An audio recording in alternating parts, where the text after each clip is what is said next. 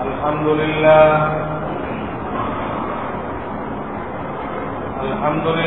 نحمده ونستعينه ونستغفره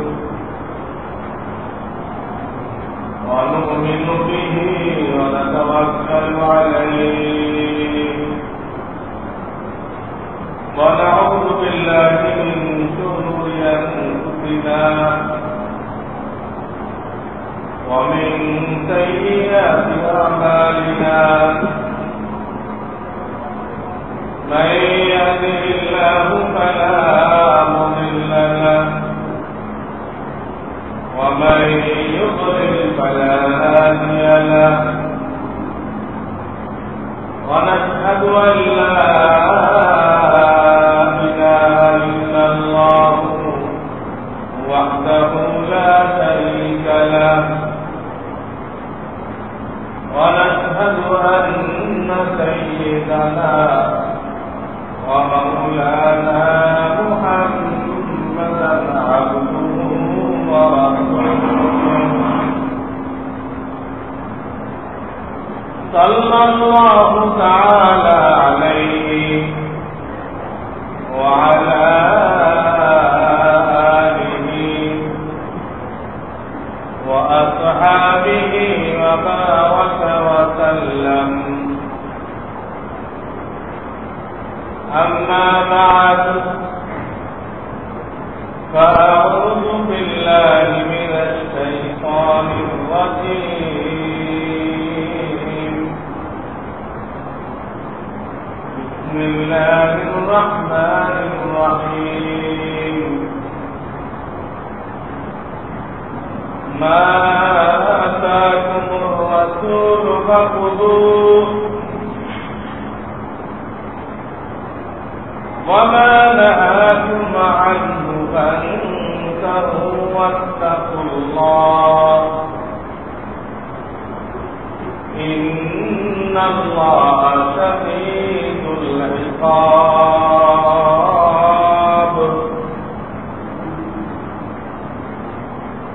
وقال رسول الله صلى الله عليه وسلم لا يؤمن أحدكم حتى أكون أحب إليه من والده وولده والناس أجمعين.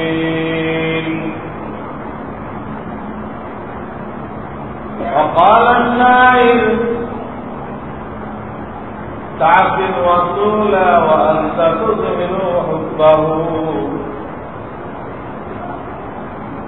إن هذا بالفعال لبديع لو كان حبك صادقا لأطعته فإن المحب لمن يحب مطيع.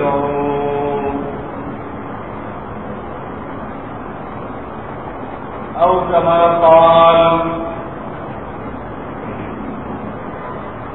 बुजुर्गान मोहतरम আল্লাহ রাব্বুল আলামিন বড় দয়া করে আমাদেরকে তার পরিচয় দান করেছেন। আল্লাহর পরিচয় এমন একটা জিনিস যে এটা তাকে মঞ্জিলে মকসুদ অর্থাৎ তার যে লক্ষ্য বস্তু ওইখানে পৌঁছায় দেয়। যে কেউ আল্লাহর পরিচয় লাভ করবে সে আল্লাহকে এবং আল্লাহ রসুলকে মহাব্বত করতে বাধ্য হবে। এই জন্য সে দেখবে যে তার অস্তিত্ব থেকে আরম্ভ করে যত হাজারো লাখো নিয়ামত সে ভোগ করতেছে সবটা তার একই মওলা মওলা। এর মধ্যে অন্য কারোর বিন্দু মাত্র কোন অবদান নেই, কারোর কোন দখল নেই, সব আল্লাহ সব তিনি দান করলেন। এত উত্তম আকৃতি দিয়ে সৃষ্টি করলেন, হায়াত দিলেন, স্বাস্থ্য দিলেন, বিবেক বিবেচনা দিলেন, ব্রেন দিলেন, পিতা মাতা দিলেন, বিবি বাচ্চা দান করলেন, ধন সম্পদ দান করলেন, মান মর্যাদা দান করলেন, এবং তার শরীরের মধ্যে অগণিত অটোমেটিক মেশিন নিয়ামত দান করলেন, এবং তার খেদমতের জন্য এত বড় জগৎ সাজাইলেন। জগতের প্রত্যেকটা জিনিস আপনার আমার সেবায় নিয়োজিত। এর কোনো একটা ঘাটতি হয়ে গেলে আমাদের জীবন বিপন্ন হয়ে পড়ে, আমরা এই দুনিয়াতে বসবাস করতে পারব। যে কেউ এটা চিন্তা করবে যে আমার মাওলায় সব কিছু করেছে, সে তার মাওলাকে মহাব্বত করবে, এবং মাওলা বলেছেন যে আমার এইখানে পড়তে হলে, আমার জান্নাত হাসিল করতে হলে আমি তোমাদের জন্য আদর্শ দিয়েছি মুহাম্মদুর রাসূলুল্লাহ সাল্লাল্লাহু আলাইহি ওয়াসাল্লাম, তাকে মহব্বত করতে হবে, এবং তোমার প্রত্যেকটা কাজ ওই মুহাম্মদুর রাসূলুল্লাহ সাল্লাল্লাহু আলাইহি ওয়াসাল্লামের সাথে মিলাইতে হবে। এটাই তোমার জীবনের, তোমার সৃষ্টির লক্ষ্য উদ্দেশ্য। গোটা সৌরজগৎ যে তোমার খেদমত করতেছে, কেন খেদমত করতেছে? তোমাকে যে আমি এইটুকু চাই, তুমি তোমার সব কিছুকে আমার প্রিয় হাবিবের সাথে মিলাই, সেখানে আর কোন কোশ্চেন নেই, কোন যুক্তি নেই, কোন বিজ্ঞান নেই, কোন সায়েন্স নেই, কিছু নেই।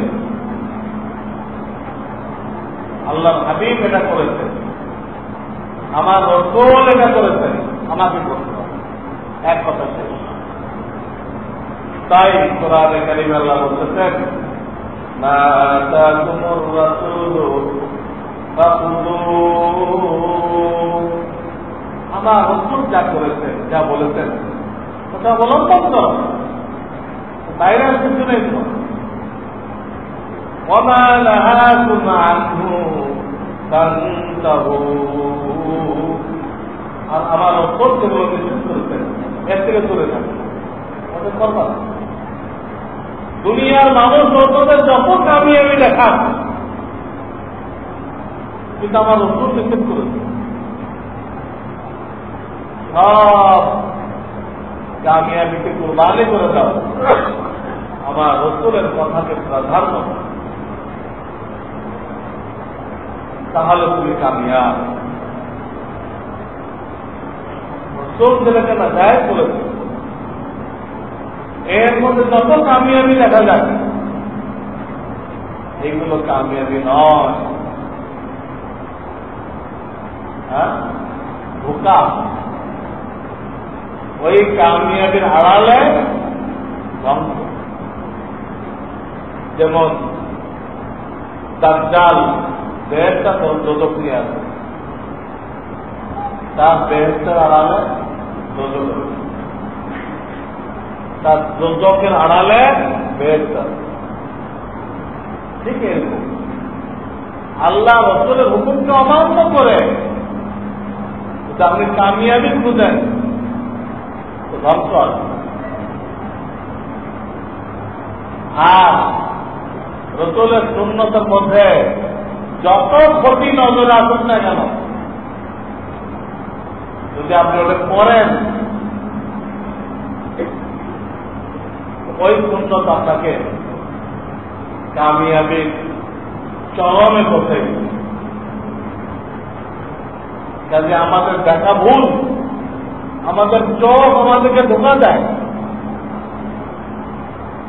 চোখ ধোঁকা দেয়। আমাদের চোখ দেখতেছে দোকান আপনাকে পালতেছে, চাকুরি আপনাকে পালতেছে, চোখের ধোঁকা। আজকে আপনার দোকান না থাকে, কালকেও আপনি চলতে পারবেন, না খেয়ে মরবেন না। আজকে আপনার চাকরি না থাকে, তো চাকরি ছাড়াও আপনি চলবেন। তাদের চোখ ধোঁকা দিচ্ছে, বাস্তব আল্লাহর দিকতে নেওয়া। কাজেই রাসূলের সুন্নতের মধ্যে কামিয়াবি। সুন্নতের উল্টাটাকে বলা হয় বিদআত। বিদআতের মধ্যে ধ্বংস। একজন মুমিন মুসলমান হিসেবে আপনাকে মানতে হবে।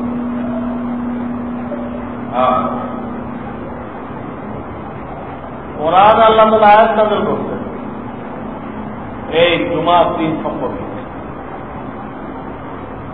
কি?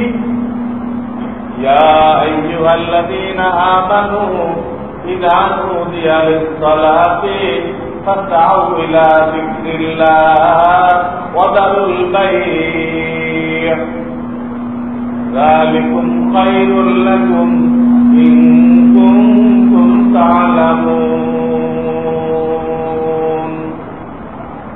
হে ঈমানদারগণ,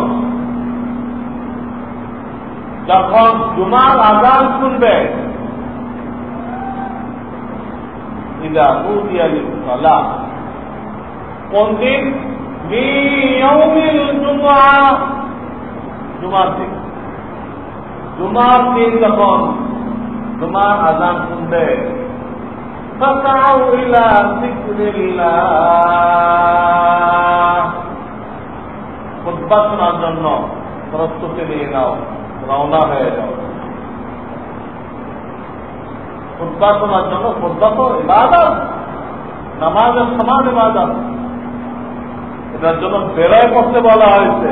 ফাসআউ ইলা যিকরিল্লাহ, খুতবাকে জিকির বলা হয়েছে।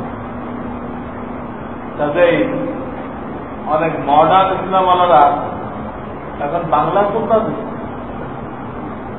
তাদের যুক্তি কি? এটা বললো ওয়াজ করতে হবে, আরবিতে পেলে আপনি কি বুঝবেন? কি করতে হবে? এখন বাংলায় বলতে হবে।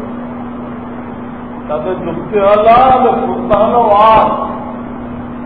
তো ওয়াজ যদি পাবলিক না বলে তো কি ওয়াজ হলো? এটা এই যুক্তি দিয়ে তারা তোমার খুতবা বাংলায় দিয়ে নিজেরাও গোমরা, মুসল্লিদেরকে গোমরা। এটা ওয়াজ নসিহত না। এখন আমি যেটা বলছি এটা ওয়াজ, কিন্তু যখন আমি এখানে দাঁড়াই দিব এটা ওয়াজ নসিহত নয়, ওটা ইবাদত। ওটাকে জিকির বলতে চান আল্লাহ কোরআন। ফাসআউ ইলা যিকরিল্লাহ, যেমন অন্য আয়াতে নামাজকে জিকির বলেছেন। আকিমিস সালাতা লিযিকরি, আকিমিস সালাতা লিযিকরি, আমার জিকির করার জন্য নামাজ কায়েম করো।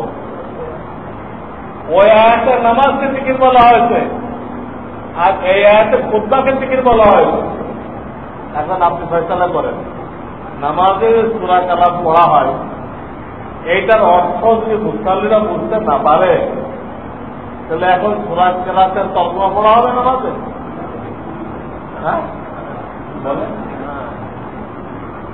নিয়ম বাইতে বাংলাতে সূরা পড়বো, নামাজ হবে? অর্থ বোঝেন না বোঝেন, আরবিতে পড়া হবে জান্নাতের ভাষায়, বোঝেন না কেন? আপনি বিদেশের আরো কত ভাষা শিখতে পারবেন 4 পয়সার জন্য।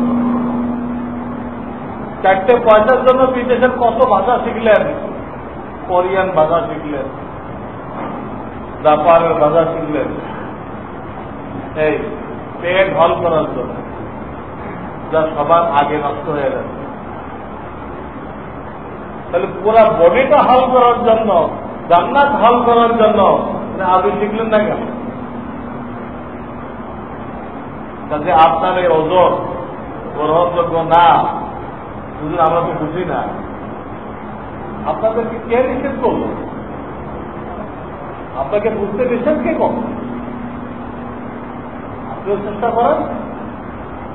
এখন তো আল্লাহ মেহরবানি বিভিন্ন এলাকায় নৈশ মাদ্রাসা চালু হয়ে গেছে। আমি গেছি কয়েকটাতে, তারা আমাকে দাওয়াত করে নিয়ে গেছে।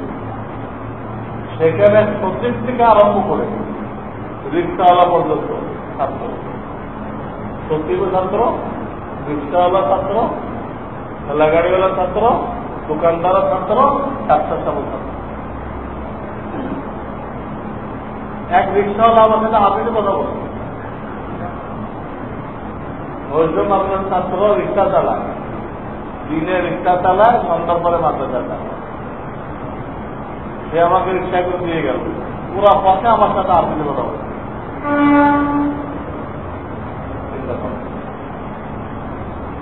তাহলে এটা সহজ, যে কেউ শিখতে চাইলে আল্লাহ সুযোগ রাখছেন। যদি এটা কোনো ওজন নয় তা আমরা তো বুঝি না। আপনিও বলছেন এটা হিন্দু ধর্মের মতো না। হিন্দু ধর্মের থিওরি হল যে বেদ পুরাণ একমাত্র ব্রাহ্মণ পড়বে, আর কেউ করতে পারবে। এমনকি কোন ব্রাহ্মণে পড়তেছিল, বেখেয়ালি কোন হিন্দু ওইখান থেকে চলে গেছে, তাহলে সীসা গরম করে তার কানের মধ্যে ঢালা হবে যে বেদের বাণী তুমি ব্রাহ্মণ না হয়ে অব্রাহ্মণের কানে কানে পড়বো। অব্রাহ্মণের কানে বেদ পুরাণের বাণী কেন পড়বো? শুধু ব্রাহ্মণ পড়বে। এটা আমাদের কোরআন সম্পর্কে এরকম কোনো কথা আছে? তাহলে মৌলানারা পড়বে, পাবলিক পড়তে পারবে না। এখানে তো কাগজ থেকেও পড়তে পারবে আমাদের থেকে। আলেমরাও পড়বে, যে কোনো মুসলমান পড়বে, কাফেরও পড়বে। পড়ে দেখো এখানে কি আছে। কাফেরও যে পড়ে সে ইমানদার হইতে বাধ্য হয়ে গেছে। এখানে কোনো জড়তা নেই। তারা ওই আইন করে, ব্রাহ্মণরা মিলে আইন করে। এই জন্য আইন করতে ওই কিতাব যদি হিন্দুদের আম পাবলিক পড়ে, তাহলে তার পরের দিন হিন্দু ধর্ম আর চলবে না। ওইখানে সর্বশেষ অবসর উদাহরণ দেওয়া হয়েছে, তার প্রত্যেকটা কথা মুহাম্মদ রাসূলুল্লাহ করে ছাড়ে। ব্রাহ্মণদের সব দাড়ি জড়িতে, সব হিন্দু মিলে মুসলমান হয়ে যেতে হবে। ব্রাহ্মণরা কি করবে? নজরানাও শেষ, সব শেষ। এই জন্য তারা আইন করবে, এই বেদ কেউ শুনতে পারবে। আমাদের কোরআন যে কেউ শুনবে। তো বলতেছিলাম যে কোরআনের এক জায়গায় নামাজকে জিকির বলা হয়েছে, আর 28 পারায় খুতবাকে জিকির বলা হয়েছে। তো নামাজের সূরা কিরাত যেরকম বাংলায় পড়া যাবে না, খুতবা বাংলায় পড়া যাবে না, আরবিতেই পড়তে হবে। সাহাবায়ে কেরাম চীনে গেছিলেন, সেখানেও জুমার নামাজ পড়ানোর সময় আরবিতে খুতবা দিতেন। তারা কিন্তু চীনের ভাষা শিখে ফেলছে, ওই ভাষা দিতে পারছে। যেহেতু এটা নামাজ, দুটা খুতবা 2 রাকাত নামাজ, এই জন্য চীনের ভাষায় খুতবা দেন নাই, আরবিতে দিতেন। এইটা হচ্ছে মডার্ন ইসলাম তারা বুঝাই দিচ্ছে। এরা নিজেরাও গুমরা হয়েছে, তাদের ভক্তদেরকেও গুমরা করছে।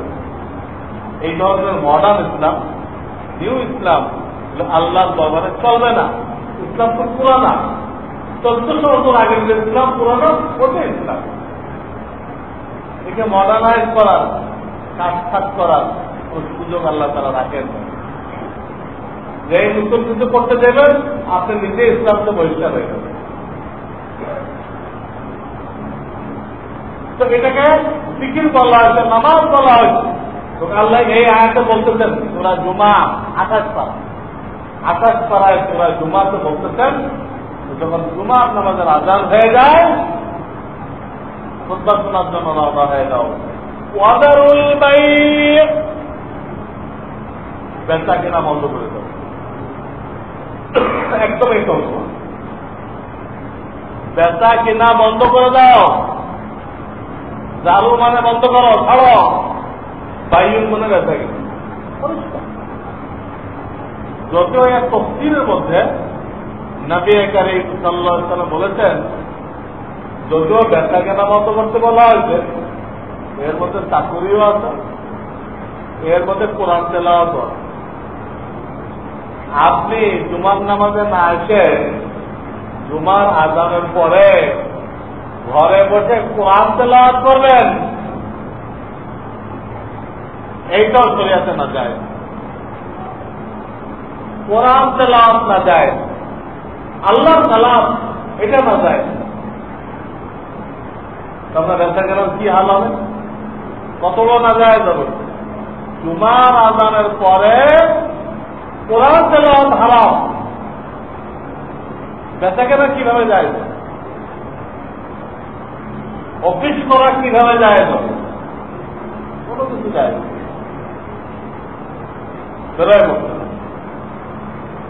আমার বলার উদ্দেশ্য এটা আল্লাহ বিধান, রসুলের তরিকা। জুমার আযানের পরে বেচা কেনা বন্ধ করো, সব কিছু বন্ধ করো, জুমাতে চলে আসবে।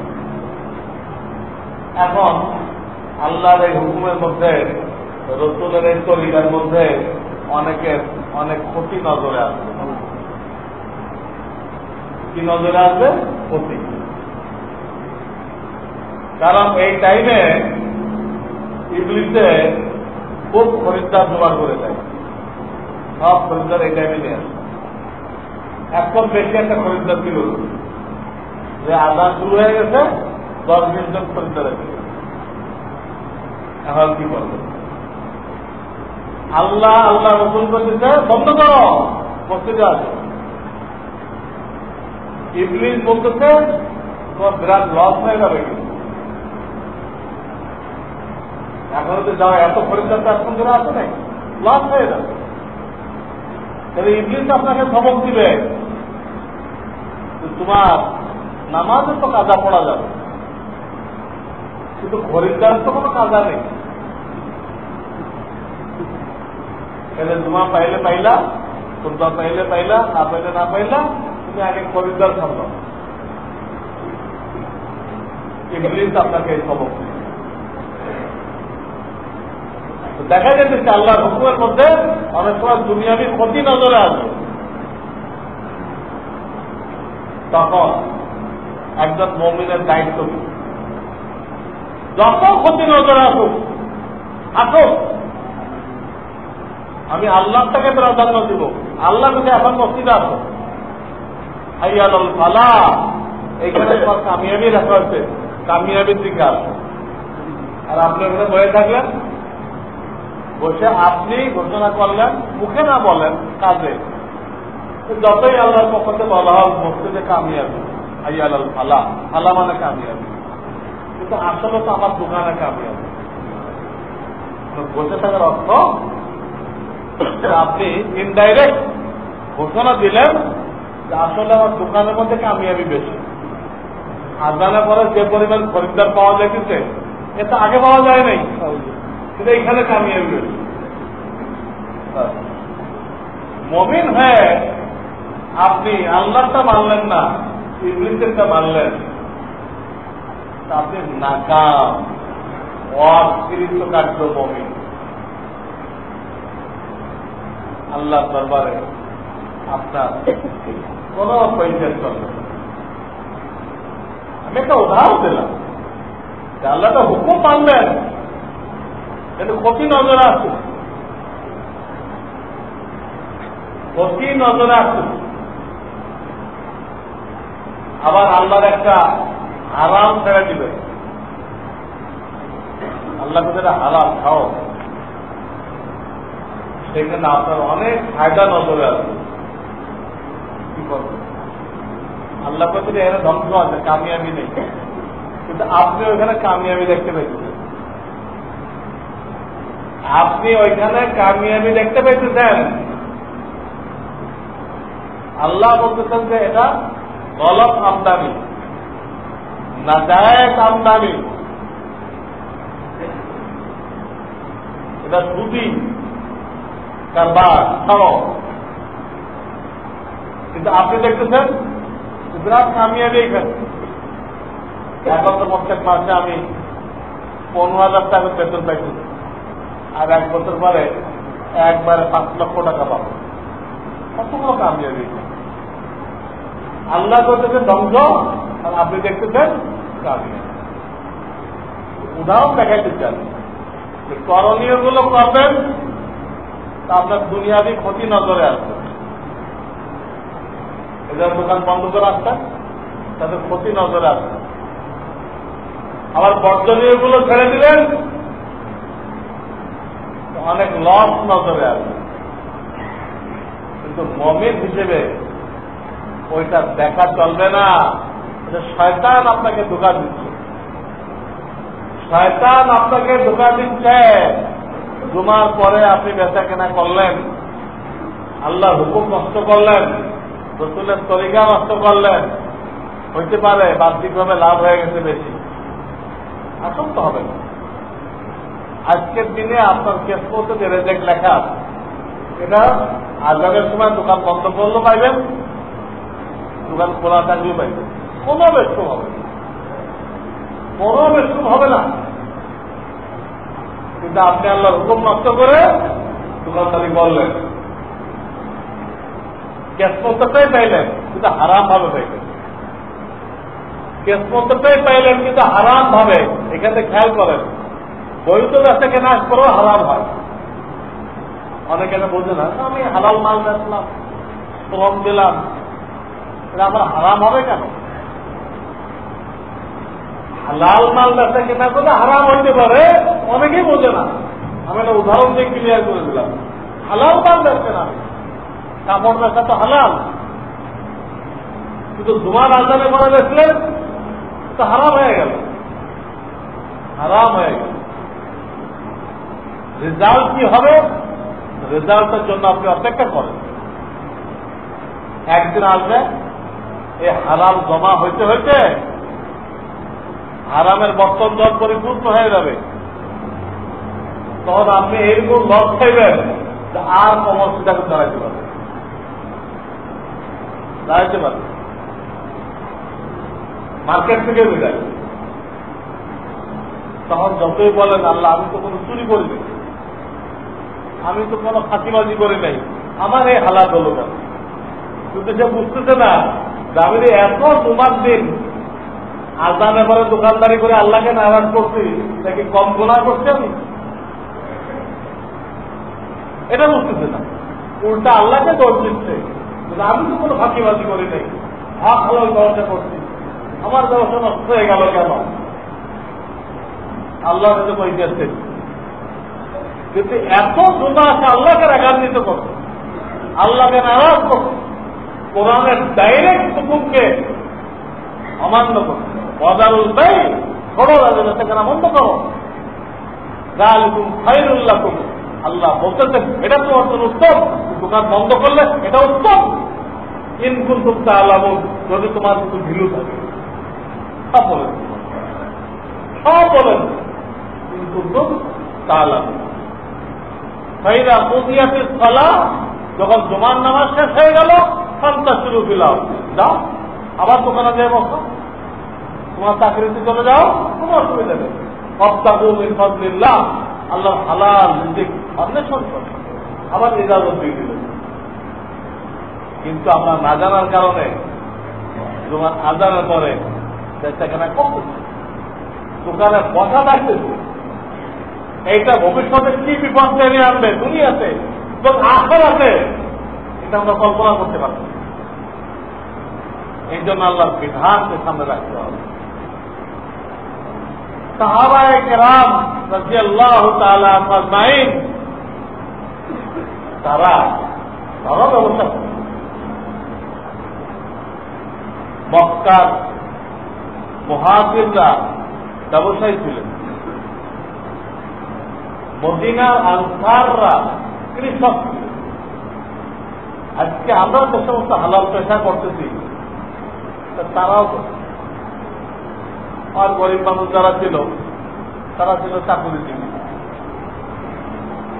তারা ধনী ব্যবসায়ীদের দোকানে কর্মচারীগিরি করছে। আমরা যা করছি তারাও, কিন্তু তাদের হায়াত লক্ষ্য করলে দেখা যায় হাদিসের মধ্যে ঘটনা পাওয়া যায়, বিভিন্ন ঘটনা পাওয়া যায়। একটা ঘটনা বলতেছে, একজন ব্যবসায়ী, তিনি হল মুসলমান ব্যবসায়ী, তিনি হল কামারের পেশা করেন, কামার।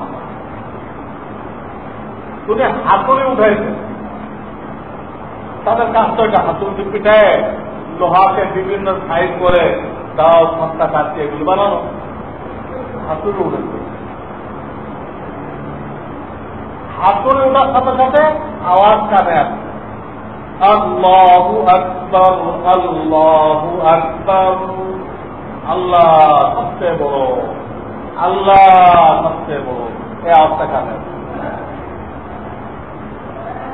এই উঠানো হাতুড়িটা উনি আর লোহার উপরে মারেন। তাদের ব্যবসাও দেখেন, আমাদেরটাও দেখেন, উঠানো হয়ে গেছে, ওটা মেরেও তো উঠে আসতে পারে, উঠে আসতে মারি। এই হাতুড়িটা মারবে কেন? উনি বলতেছেন এখন তো যদি হাতুড়ি মারি তাহলে আল্লাহ পক্ষ থেকে ঘোষণাকারী বলল যে আল্লাহ বড়। আমি তো প্রমাণ করলাম যে আমার এই পেশা বড়, আমার এটা বড়। ওইখানে মুয়াজ্জিন সাহেব ঘোষণা করতেছে যে এখন এই মুহূর্তে তোমার কামিয়াবি বস্তুতে বলতে হাইয়ার আল ফালাহ। আমি যদি হাতুড়ি মারি তাহলে আমি ইনডাইরেক্ট ঘোষণা করলাম আমার কামিয়াবি হাতুড়ির মধ্যে।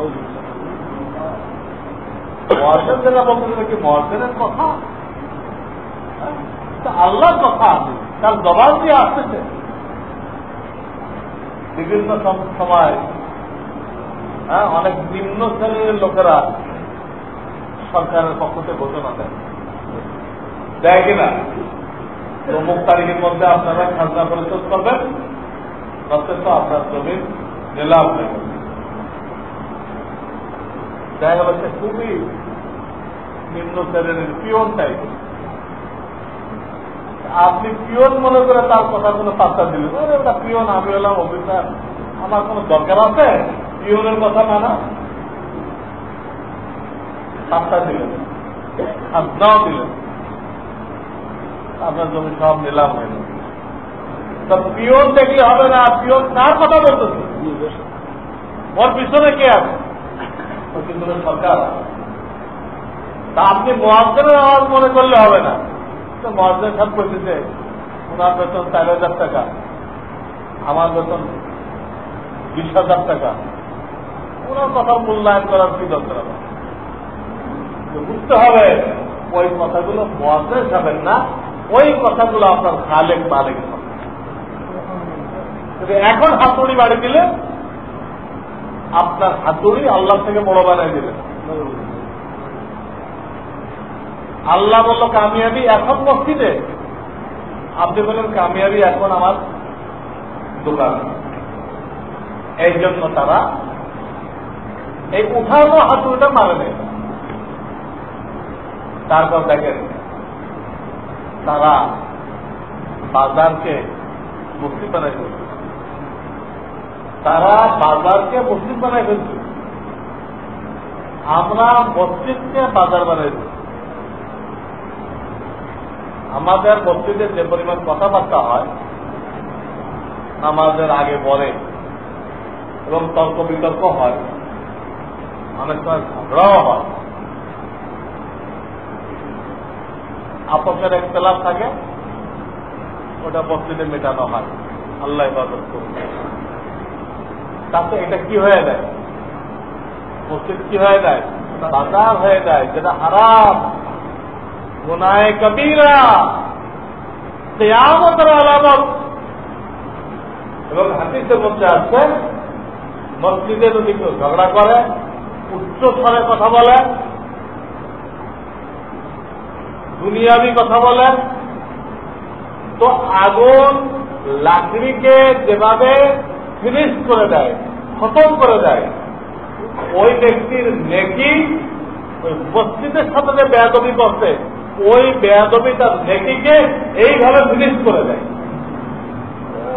যেখানে সে নেকি কামাই করতে ছিল ওখানে নেকিকে বরবাদ করে চলে গেল। নেকি হাসিল করার জন্য হাসিল তো কিছুই হলো না। যেগুলো আগে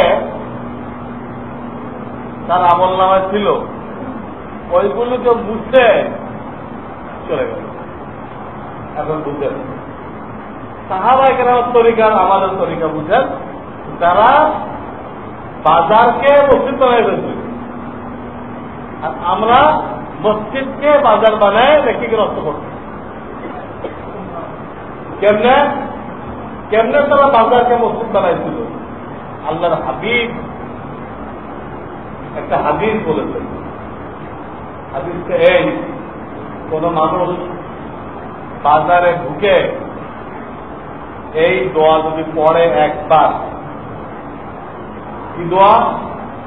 লা ইলাহা ইল্লাল্লাহু ওয়াহদাহু লা শারীকা লাহু লাহুল মুলকু ওয়া লাহুল হামদু ইউহয়ী ওয়া ইউমীত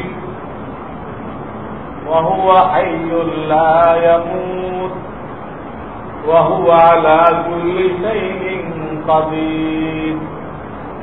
এই দোয়াটা একবার যদি কেউ বাজার ঢুকে পড়ে,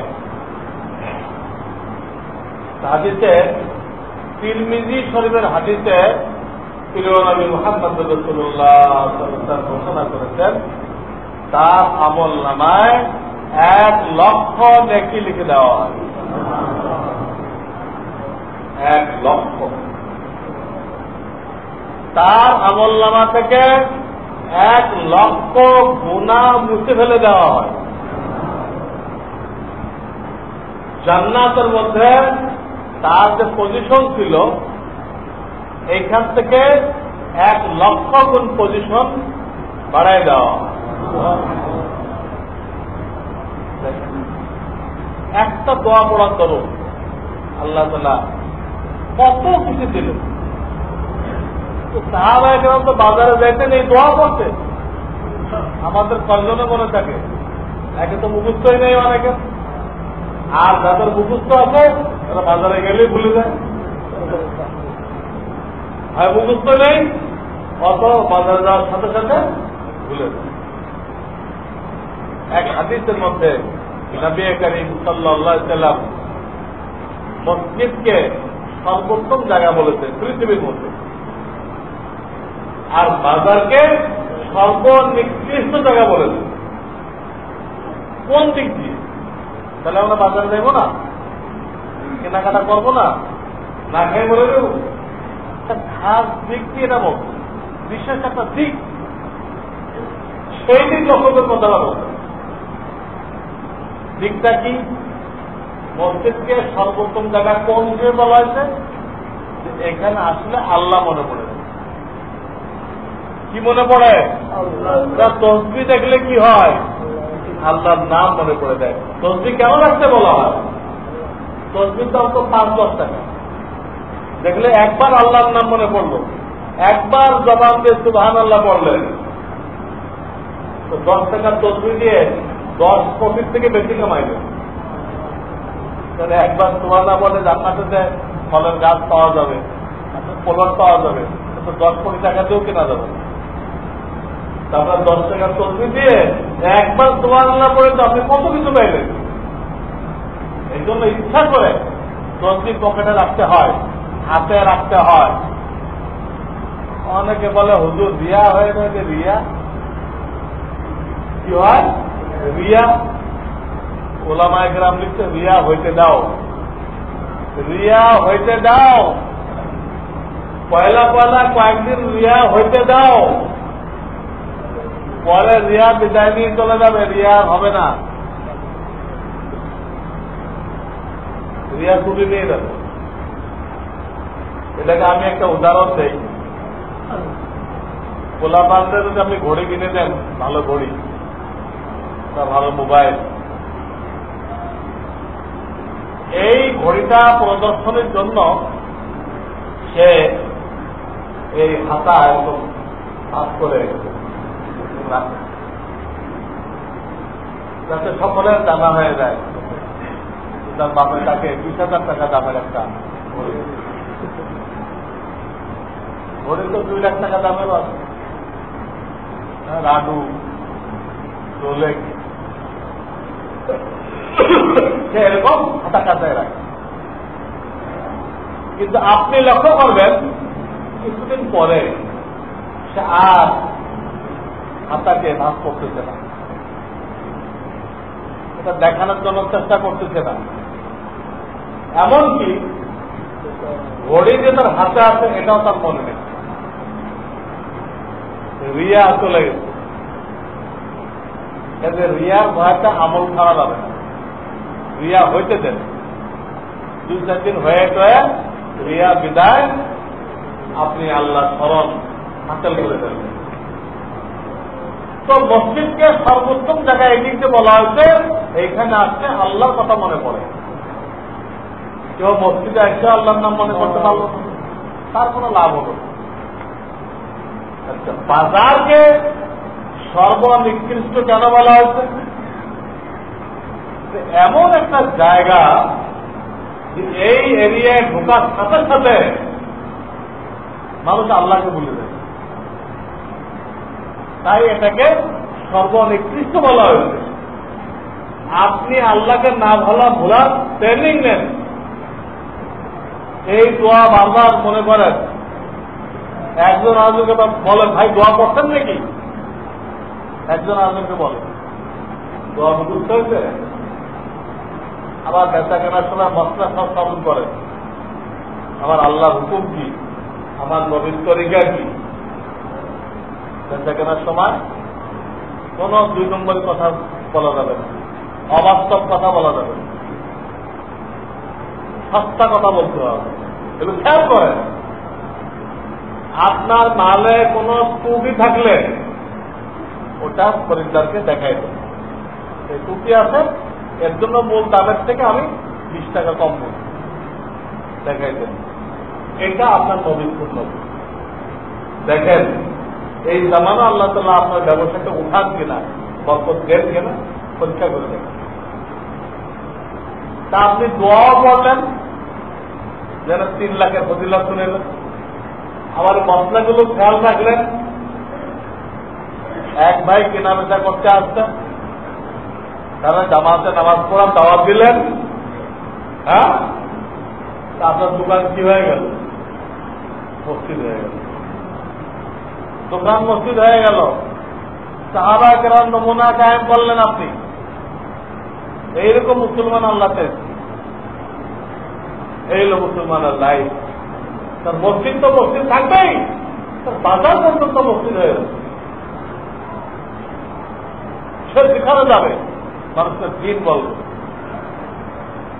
যেখানে যাবে, যে কাজে যাবে মানুষকে দিনের দাওয়াত। হ্যাঁ, তার খানাও মসজিদ, তার ব্যবসাও মসজিদ, তার চিকিৎসাও মসজিদ। চিকিৎসা করতে গেছে, হ্যাঁ, সিঙ্গাপুর, ওখানে লোককে দাওয়াত দিতে আরম্ভ করে। ভাই ইমানের মেহনত করেন, মাদ্রাসা কায়েম করেন, তার চিকিৎসাও কি হয়ে গেছে? মসজিদ হয়ে গেছে, মসজিদ হয়ে গেছে। এই হলো আপনার আমার দায়িত্ব, কর্তব্য, যে আমার খালি মসজিদ মসজিদ না, আল্লাহর হুকুম নবীর তরিকাকে মসজিদের মধ্যে সীমিত মনে করলে হবে না। আল্লাহর হুকুম নবীর তরিকা আপনার ঘরে চালু করতে হবে, আপনার দোকানে চালু করতে হবে, আপনার অফিসে চালু করতে হবে, আপনার হাসপাতালে চালু করতে হবে, আপনার প্লেনে চালু করতে হবে, হাওয়াই জাহাজ। এটা হলো মুসলমান। আপনি খোদাই সৈনিক, যেখানে যাবেন আপনার আল্লাহর দাওয়াত দিবেন, সব মসজিদ আছে, এর নাম মুসলমান। আল্লাহ রসুলের মহাব্বত সবচেয়ে বেশি থাকবে আপনার অন্তরে। আল্লাহ রসুল বলেছেন, তোমাদের কেউ অতক্ষণ পর্যন্ত মুমিন হতে পারবে না যতক্ষণ পর্যন্ত তোমার জানের চেয়ে, তোমার মালের চেয়ে, তোমার পিতা মাতা থেকে, তোমার বিবি বাচ্চা থেকে, সব কিছু থেকে আমি মুহাম্মদ রাসূলুল্লাহকে বেশি মহব্বত না করবে, তখন তুমি মুমিন হতে পারবে না। বোঝা গেল ওইগুলোকে মহব্বত করার অনুমতি দিচ্ছে, মানা করে নাই, কিন্তু রসুলের মহব্বতটাকে প্রাধান্য দিতে পেরেছে। বিবিকে মহব্বত করতে হবে, আল্লাহর হুকুম। বাচ্চাকে মহব্বত করতে হবে, আল্লাহর হুকুম। আল্লাহর হুকুম মহব্বত করা। হুজুরে একবার হাসান বাউসারকে চুমা দিলেন। একজন সাহাবী বলল, হুজুর আমার তো 10টা বাচ্চা আছে, আমি কোনোদিন তাদের কাউকে চুমা দিই। নবী করিম সাল্লাল্লাহু আলাইহি ওয়াসাল্লাম বললেন যে আল্লাহ তাআলা যদি কারো দিলের থেকে দয়া মায়াকে উঠাই নিয়ে যায়, আমি কি করতে পারি তার জন্য? এটা তো বাচ্চার হক। বললেন এটা বাচ্চার হক, মহব্বত করতে হবে। মহব্বত করলে আপনি তার জন্য ছায় করতে পারবেন, কল্যাণের জন্য অনেক কোরবানি করতে পারবেন। মহব্বত থাকলে তার জন্য অনেক কিছু করা যায়, কিন্তু যার জন্য মহব্বত নেই তার জন্য কি করবেন আপনি? এগুলোকে মহব্বত করতে বলেছেন, আল্লাহ বলেছেন, আল্লাহ রসুলও বলেছেন। তবে আল্লাহ এবং আল্লাহ রসুলকে সবার উপরে রাখতে বলছেন, উপরে থাকবে। কাজেই আল্লাহর বিধান, রসুলের তরিকা ঠিক রেখে তাদেরকে মহব্বত করতে হবে। তারা যদি এমন কোন দাবি জানায়, এমন কোন প্রস্তাব দেয় যেটা আল্লাহ অনুমতি দেন নাই, রসুল অনুমতি দেন নাই, ওইটা পূরণ করা যাবে না। তাহলে আল্লাহ রসুলটা আপনি নিচে নামাই দিলেন, বিভিন্ন করলেন, উপরে নিয়ে গেলেন, আপনি মুমিন হইতে পারলেন না। প্রত্যেকটা মুসলমানকে আজ থেকে রসুল হইতে হবে, প্রত্যেকটা মুসলমানকে। এবং তার জিন্দেগীর কাজেই আমার রসুল ফেরেশতা ছিলেন না, মানুষ ছিলেন। আমি যা কিছু করতেছি, আমি খাইতেছি, আমার রসুল খাইতেন, তারও খাওয়ার প্রয়োজন ছিল। আমি ঘুমাইতেছি, আমার রসুল মানুষ ছিল, তার ঘুমানোর প্রয়োজন ছিল। আমি বাথরুমে যেতেছি, আমার রসুল মানুষ ছিলেন, তার বাথরুমে যেতে হতো। আমি বিবির কাছে যেতেছি, আমার রসুল মানুষ ছিল, তাও বিবি ছিল। তাহলে প্রত্যেকটা কাজে আমার রসুলের নমুনা আমাকে ফলো করতে হবে। এই হল একটা মুসলমানের জিন্দেগি। এই জন্য তাকে বানানো হয়েছে, এই জন্য তাকে বানানো হয়েছে।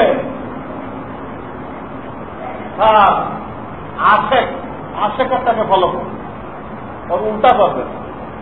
আজকে আমরা দাড়ি রাখতে স্মরণ পাই, চেহারাকে কাফেরের মতো বানাইতে শরম পাই না, যেটা শরমের জিনিস ছিল এটা শরম পাই।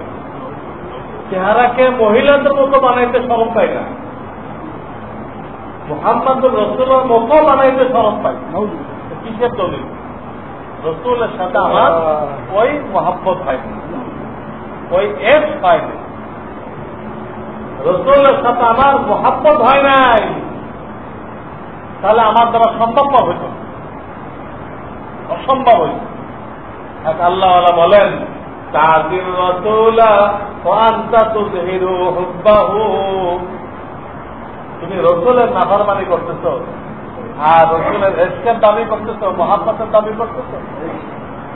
তাজির রাসূলা ওয়া আনতা তুযহিরু হুব্বাহু ইন্না হাযা বিল কিয়াল লাবাদিয়ু। তোমার এই কথা অবাস্তব কথা, এসকে দাবি করতেছ, আবার রসুলের সুন্নতকে কুরবানি করতেছ। তারপরে বলতেছে, লাউ কানা হুব্বুকা সাদিকান লাতাতাহু। তুমি যদি সত্যিকার অর্থে রসুলের আশিক হইতে, তাহলে প্রত্যেকটা কাজে তুমি রসুলকে অন্তভাবে ফলো করতে, কে কি বলবে আমার কিছুই আসে যায় না, কিছুই আসে যায় না। আমার রসুল এটা করো, আমি এটা করবো, ফলো করো। কেন? ফাইনাল মুহিব্বা লিমান ইউহিব্বু মুতিউ। কারণ যে আশেক হয় সে প্রত্যেকটা কাজে মাসুককে ফলো করে। যে আশেক হয় সে মাসুককে ফলো করে। আপনি একজনকে খুব মহব্বত করেন, সে আপনাকে একটা ইঙ্গিত করলো যে এই কাজটা করতে ভালো হয়, আপনি না করে পারবেন? আপনি সেখানে এই বহস করবেন যে এটা সুন্নত মুআক্কাদা না গায়রে মুআক্কাদা? এই বহস করবেন? আরে আমার প্রিয়তমা বলেছে এটা মুআক্কাদা গায়রে মুআক্কাদা দরকার নেই, আমার করতে হবে না। তাহলে আল্লাহ রসুল তখন বলে আমার সুন্নত এটা, আমার ওয়াজিব এটা, তাহলে আমরা কেন শরমবোধ করছি? কেন শরমবোধ করছি? খোদাই সৈনিকের ইউনিফর্ম, মাথায় টুপি থাকবে, মোট ছোট থাকবে, দাড়ি 4 আঙ্গুল থাকবে, উন্নত লেবাস থাকবে, খোদাই সৈনিকের ইউনিফর্ম। কিন্তু আমরা তো মসজিদের গেটে আমাদের টুপি গায়েব হয়ে গেছে। কোথায় আমাদের কাছে ইউনিফর্ম আছে? ইমান কত কমজোর আমাদের, কসুর পাতার পানি। গেটের থেকে আর ইমানটা আগে বাড়লো না। ওই একজন খ্রিস্টান যখন আমাদের মাদ্রাসায় আসে, তো তাই তো খুলে আসছে। খ্রিস্টানরা বিভিন্ন তথ্য নেওয়ার জন্য খ্রিস্টান সাংবাদিকরাও মাদ্রাসা আসতে থাকে, কিন্তু তার কোনো কিছু সে চেঞ্জ করে আসছে, সে তার পুরোটা আছে। অথচ আল্লাহর জমিনে তারা হলো বিদ্রোহী। আমরা হলো আল্লাহর জমিনের মালিক। আল্লাহ কোরআন বলছেন ইন্নাল আরদা ইয়ারিসুহা ইবাদিয়াস সালিহুন, আমার নেক বান্দারা আমার জমিনের মালিক। চোরেরা মুখ ফুলাই চলতেছে তাই লাগায়, আর মালিকেরা চোরের মতো চলছে। চোরেরা মুখ ফুলাই চলতেছে আর মালিকেরা চোরের মতো চলতেছে। তার টুপি পকেটে ঢুকে গেছে, তার প্যান্ট খুলে দিচ্ছে, নামাজটা ভাত উপর উঠাই দিল, আবার এখন খুলে দিচ্ছে। আরে বাবা, এই টাকনু খোলা রাখা নামাজের ভিতরেও ফরজ, নামাজের বাইরেও ফরজ। পুরুষের জন্য টাকনু ঢাকা মোজা ছাড়া অন্য কিছু দিয়ে নামাজের বাইরেও হারাম, আর নামাজের ভিতরে ডবল হারাম। এটা আপনি যে নামাজের বাইরে আবার খুলে দিলেন, তাতে বোঝা গেল যে এটা নামাজের ভিতরে না জায়েজ ছিল, এখন নামাজের বাইরে জায়েজ হয়ে গেছে। এই ফতোয়া আপনাকে কে দিচ্ছে? সবসময় হারাম। এত বড় হারাম, পুরুষ হয়ে যারা টাকনুর নিচে কাপড় পরবে, হ্যাঁ, আল্লাহ তাআলা হাসরের ময়দানে তাদের দিকে তাকাবেন, চেহারা ঘুরাই দিবেন, তাকে গুনাহ থেকে পাক করবেন। এত বড় কঠিন ধমকি, তাকাবেন না, সে সামনে আসলে চেহারা ঘুরাই দিবেন। কি অবস্থা হবে? সেইখানে আমরা রসুলের আশেকের দাবিদার, আবার আমাদের পাজামা কাপড় দিচ্ছে, আমাদের চেহারা আল্লাহ দুশ্মনের চেহারার মতো, আমাদের চুলগুলো ইংরেজদের চুল। আমরা যে চুল রাখি ইসলামের চুল না, ইসলামের চুল সব দিকে সমান রাখো, না হয় মুন্ডায় ফেলো, না হয় কান পর্যন্ত বাবরি রাখো, কিন্তু বাবরি রাখলে আল্লাহ রসুল শক্ত দিতেন। প্রত্যেক দিন তেল লাগাইবা, প্রত্যেক দিন চিরুনি দিয়ে সাজাই রাখবা, তোমার জন্য মাস্তানের মতো দেখা না যায়। চুল রাখলে শক্ত দিতেন। হাদিস মান কানা লাহু শারুন ফালইউকরিমহু, এলা মান কানা লাহু শারুন ফালইউকরিমহু, কেউ যদি চুল রাখে সে যেন চুলের ইকরাম করে। তুলে দেখলাম তেল দিবেন, আপনারা সুন্দর করে পরিপাটি করে রাখবেন, আপনি হিপ্পি হয়ে আর তবে রসুলের সুন্নত হিপ্পি, এটা রসুলের সুন্নত না। লম্বা চুল রাখতেছে আমরা, খ্রিস্টানদের তরিকা হলো সামনে লম্বা করে রাখা, ইংরেজি চুল দেখা যাচ্ছে। দাবি করতেছি রসুলের আছে, কিন্তু চুলের সাথেও মিলতেছে না, দাড়ি মোছের সাথেও মিলতেছে না, চেহারার সাথেও মিলতেছে না, লেবাসও মিলতেছে না, কোথাও মিলতেছে না। কিসের আশেকে রসুল আপনি তাহলে? কিসের উল্টাটা করার আশেকে রসুল? হ্যাঁ, উল্টাটা করার। এক লোক একদম কালো ভুতুড়ে, তো তার নাম দিচ্ছে রাঙ্গামি, ভূতের মতো কালো, কিন্তু তার বাবার নাম রাখছে, তাদের মনে কোনো দুঃখ না থাকে আমি এত কালো হইলাম কেন। এই দুঃখ দূর করার জন্য তার বাপ মায়ের নাম দিচ্ছে রাঙ্গামি, অথবা কালোটারে ঘুরাই করছে কালু মিয়া, কালো না তো কালু। আমার তো সেই হালাত, সব কাজের রসুলের উল্টা। আপনার দায়িত্ব রসুলের সুন্নতকে ফলো করা, দুনিয়াবাসীকে দাওয়াত দেওয়া, আর কাজ নেই। রসুলের সুন্নত ফলো করবো, দুনিয়াবাসীকে দাওয়াত দিব, দাওয়াত তো দিলামই না, আর নিজে সুন্নত গুলোকে জবাই করব, জবাই করার উন্মত। আল্লাহ তাআলা আমাদেরকে হেদায়েত দান করুন এবং রসুলের সুন্নতকে জিন্দা করার জন্য কবুল ও মঞ্জুর করেন। আখির দাওয়ানা আলহামদুলিল্লাহি রাব্বিল আলামিন।